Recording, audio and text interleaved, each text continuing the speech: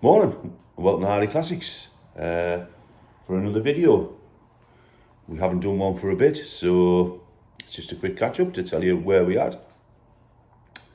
For those who follow the channel, if this is the first time you're watching, please press the subscribe button. It doesn't cost anything, and like I say, it makes us go out and make more and more interesting videos. Thought I'd get that in before the end, because most of the times I forget at the end. Right, we'll have a look in the workshop, see what's happening. Morris Minor Pick-Up. Why have you got it in the workshop? You may ask.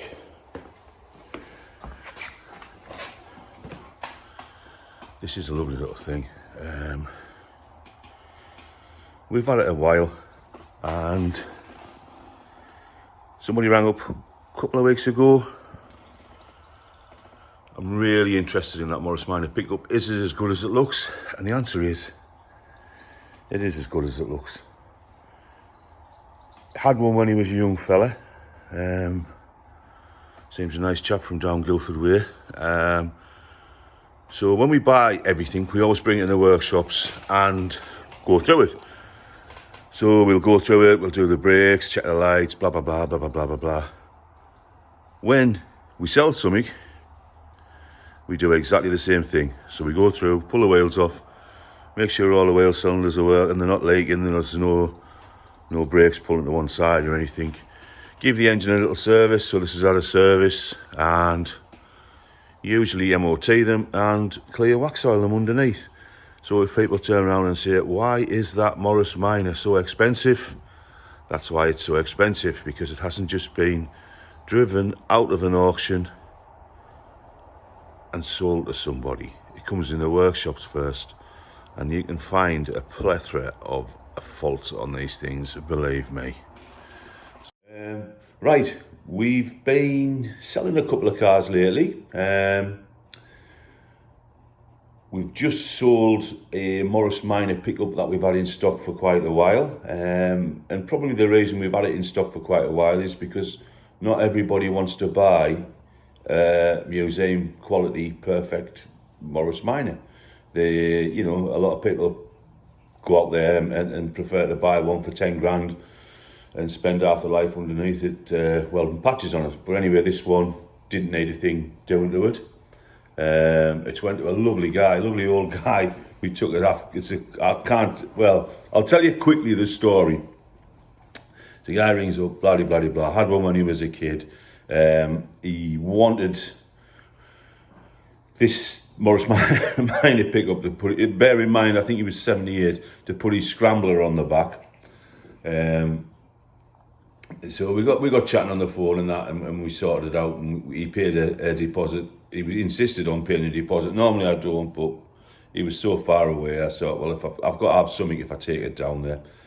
So, cut long story short, we took it down to Guildford for him. When I got there, I pulled up on my sat nav his address, and I thought, this is a nursing home.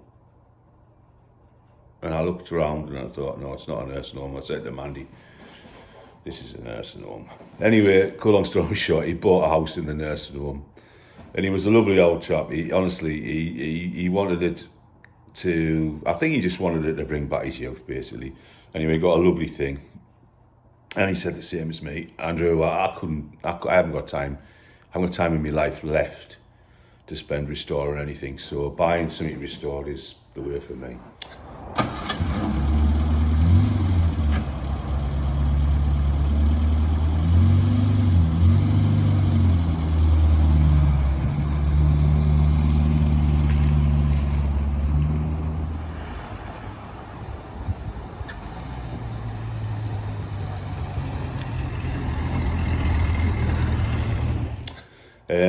And speaking of people in the 80s, we've sold another truck, E83W. I don't know whether you've seen that one on the website. It was a little, it was a movie prop. It came with 3 different bodies: recovery, dustbin, and drop side. And that went off to a lovely old chap over Newcastle way. And he had a Bedford Rascal camper van that he wanted to trade in, but to be fair, I wasn't interested in it, but I did say I'd try and sell it So we've brought it back, we've put it through the workshops, we've had it MOT'd. It's had a reconditioned engine fitted very recently. It's had a lot of money spent on it, and it's a nice little thing. Anybody wants one of these, this is a nice one. So get in touch, and I've got it here, and I can do you a walk around video or whatever. So there you have it, a little camper van. Just a tidy little thing. Like I say, I'll do a full video on it, and you can have a good look at it. But it's little Bedford, built on a Bedford Rascal. These have got a Suzuki engine. Back in the day, I used to buy these little Bedford vans out the gas board, and the engines were always a bit suspect on them.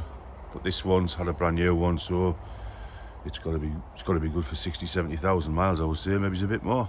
What else has been happening? Oh, the Cadillac. We've got the Cadillac start, the 1908 Cadillac. So we're going to attempt to start this 1908 Cadillac, which I don't think's been started for a very, very long time. We put some water in it, and obviously that's run out, which we expected. We've rigged a temporary trembler coil up, and we're going to now attempt to start it. We've primed it. The engine's stone cold. You ready? Yeah, go on.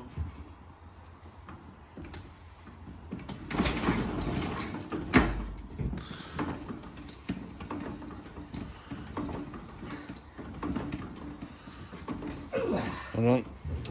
Try it now.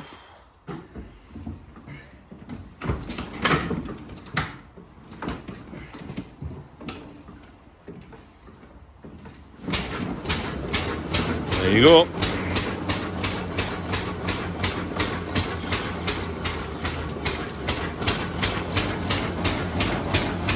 Bring the camera around. There. She runs.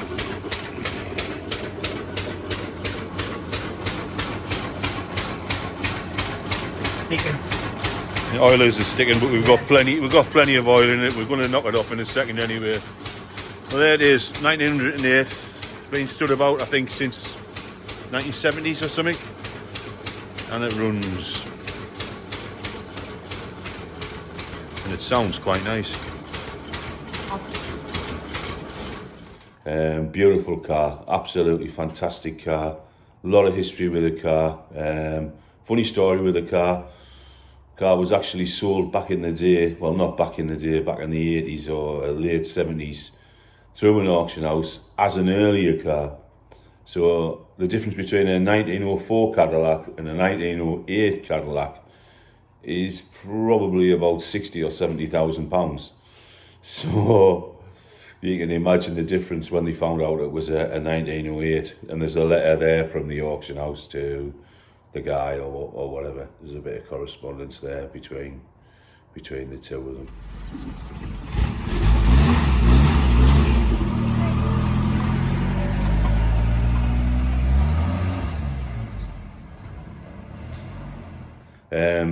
What else? Bedford Sayer. So I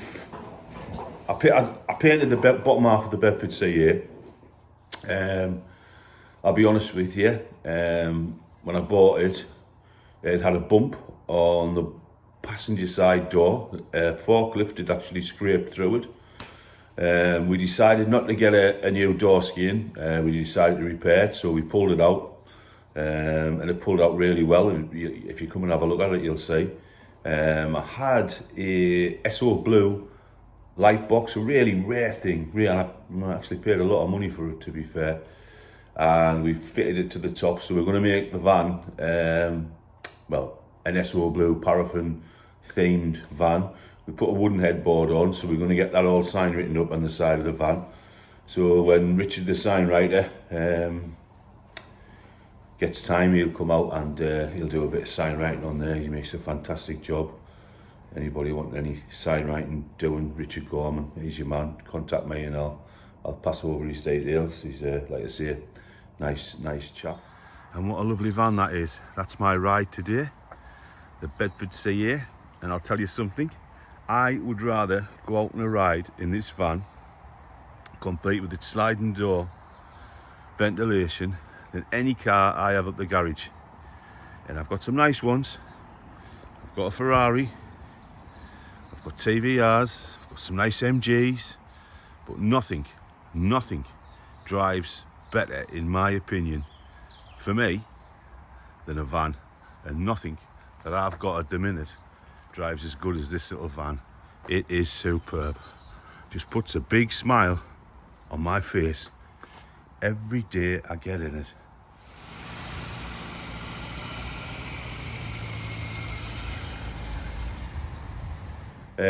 What else?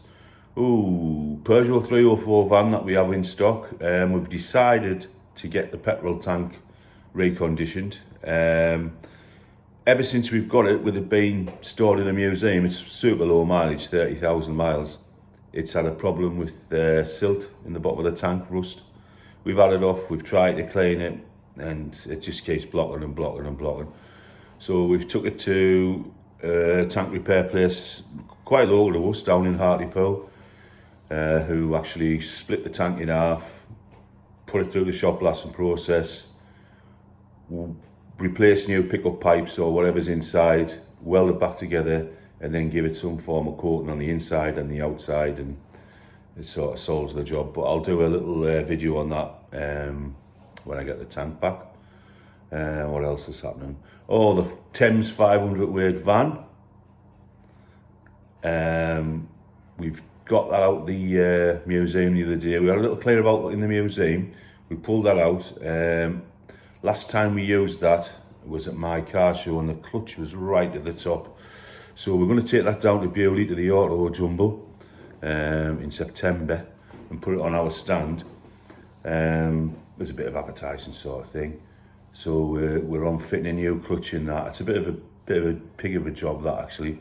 I think Mark's gone the route of taking the back axle out as opposed to taking the engine and gearbox out in a one for some reason. He thinks that it'll cause less damage, and who am I to question him? What else has been happening? Let's think. Oh yeah, we also took the Marina van, the Ital BT van, out of the museum, and started amazingly. You put a jump pack on it, and it started 2 or 3 turns. It started, brakes were free. I thought, this is great, we're going to have a good time with this. But unfortunately, the clutch is stuck on it. So we're going to have a bit of a tinker on this morning, see if we can get the clutch off it. If we can't, we had planned on painting the engine bay on that, because it was the only thing that let it down. The engine bay was a bit scruffy. So we'll pull the engine box out, and we'll just pull the engine out. We don't need to pull the box out, and we'll obviously free the clutch when we're on. If it's warm, we'll put a new clutch in. Well, we'll put a new clutch in anyway for what it cost, and we'll paint that up. What else have we been up to? Well, new toy time. There you have it, McConnell Robocut. Saw one of these on Clarkson's farm and thought, I have to have one of those. You've got a piece of land, what's really boggy and shrubby, and the big tractor, gets bogged down every time it goes in it. So I thought, I'll get one of these and we'll cut it down.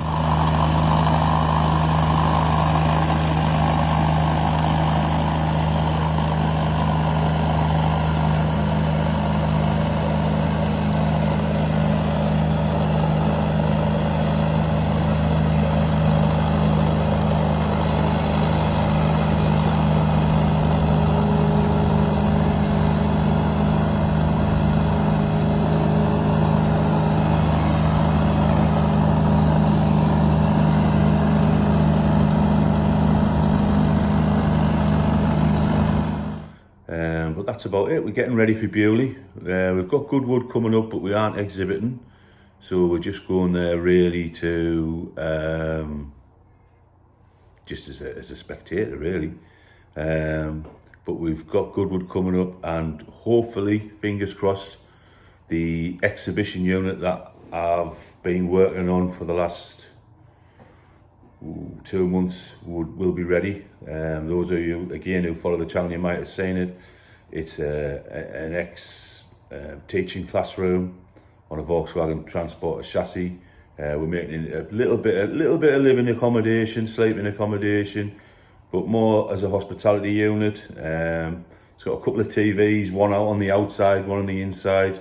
So we're going to be able to play, you know, a couple of the videos of stuff we do when we do little events. Little Volkswagen Transporter. That's a telly, by the way, that thing. And there's another one inside. Around this side, from the back. I don't know whether it's a bit too sunny actually. Probably had a couple of windows fitted in it. So this like I say, it was white.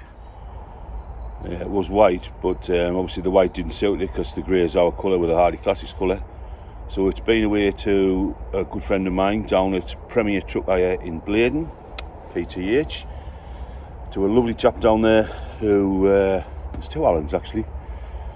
Alan the workshop, paint shop manager, and Alan the manager, who paint absolutely everything from 40-50 ton excavators to Arctic wagons, brand new diggers, you name it, they'll paint it. I don't think they bother so much with the classic stuff because it's fiddly obviously, so it's more commercial stuff. But if you've got a van or a camper or a tractor or anything you want doing, Premier Truck Hire down at Bladen, they're definitely the men for the job. I can't fault them. They're one of these companies that to just say what they're going to do, and then when you get it back, that's what they've done. I want to show you what I'm out on a ride for today. Here it is, Ferrari Mondial. Not my usual stamp, like I say. I'm more of a van man, but as the car goes, I really like this little car. And I'm going to tell you something about it. These Ferrari manuals from the 1980s will be the next cars to shoot through the roof. I'm telling you, buy one now, buy a Mondial, and buy a convertible. And that's about it. I'll catch you later. Bye bye now.